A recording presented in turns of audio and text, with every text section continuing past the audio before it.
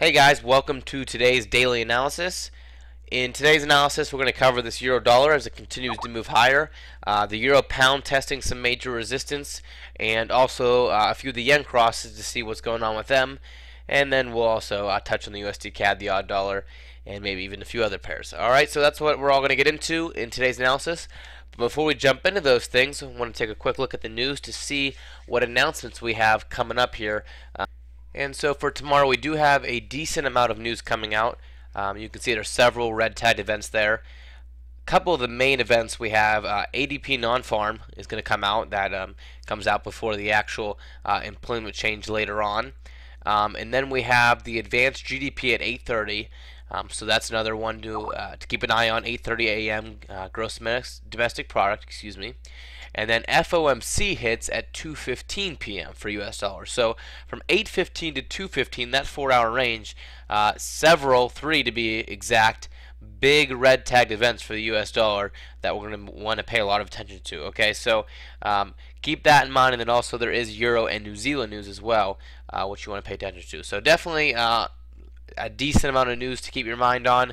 Hopefully, nothing too crazy will happen. And if you're in some of those trades with any of those crosses already, they won't, send you 5,000 pips or anything. But we'll keep an eye on them, make sure that we know what's going on, and see how the market reacts.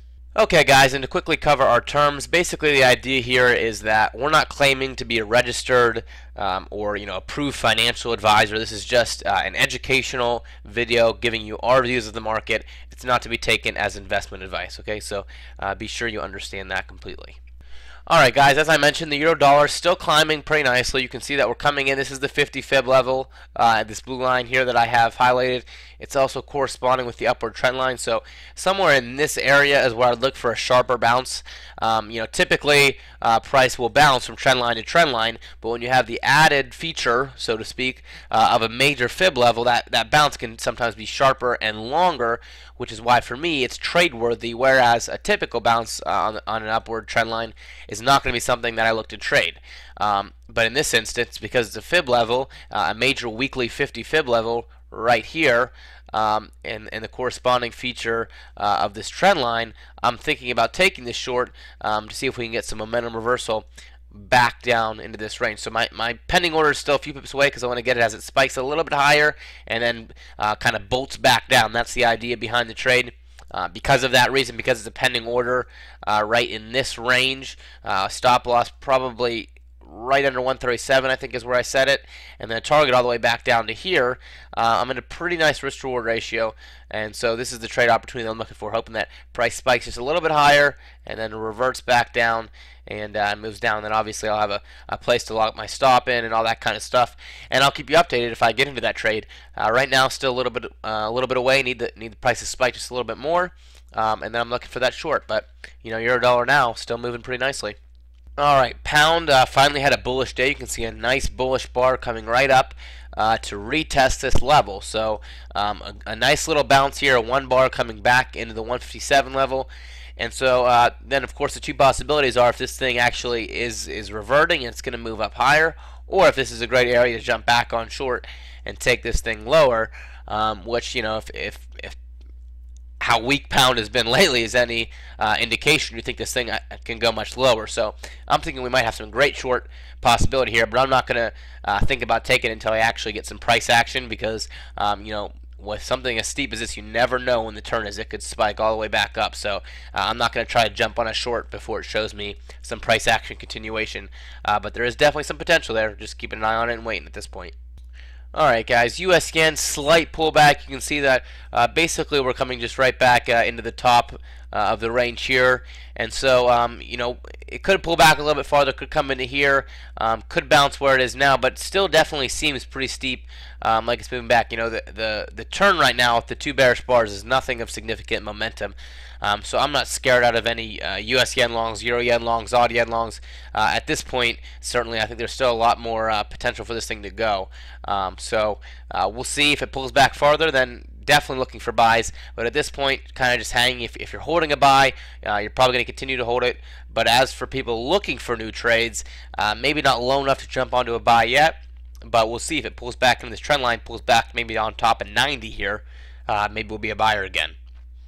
Okay, odd dollar had a nice little bounce today. You can see this shape kind of curling back up. So we'll see if this comes back for a retest here. This is kind of on this slope of these little pullbacks that keep bouncing up. So looks like the odd has a decent potential of just bouncing right into the top here before we see maybe a lower continuation or something of the sort.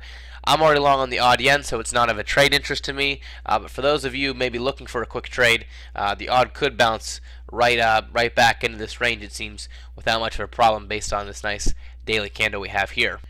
Alright, USDCAD, nice top action here right at 101 and breaking lower.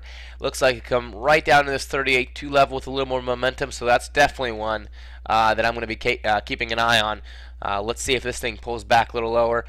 Maybe gets into a little bit higher range here. Before it was ranging, from this range to this range for the most part. Now we broke up. Maybe it'll get back into this range where we saw a little bit of action here, and then eventually break all the way out and stay above these levels. But all through here is just choppiness and kind of difficult to trade in these conditions. But definitely a pretty strong signal today. So maybe this thing will have some power behind it. Alright, and we'll finish up with the euro pound today, which you can see came right into the 61.8 level and pulled back slightly toward the end of the day, started regaining some of that old strength, and is now pretty close back to settling right at the 61.8. This is also corresponding close to the 86 level, which is a decent level and a psych level. So in between this range, these two black lines that I'm drawing here, it's a little bit of a resistance area, but we'll see if it can break and look toward our next mark, which will probably just be 87, as that's kind of the next psych level and a 100 pip move. That's kind of the level, if it breaks, that I'd be watching next. So euro pound right now didn't make a lot of ground today, but we'll see. We'll see what we have as it continues, looking at tomorrow, and of course there is some euro news, so we'll take a look at that as well. Alright guys, that's it for the analysis. Thanks so much for watching, and I will talk to you guys soon.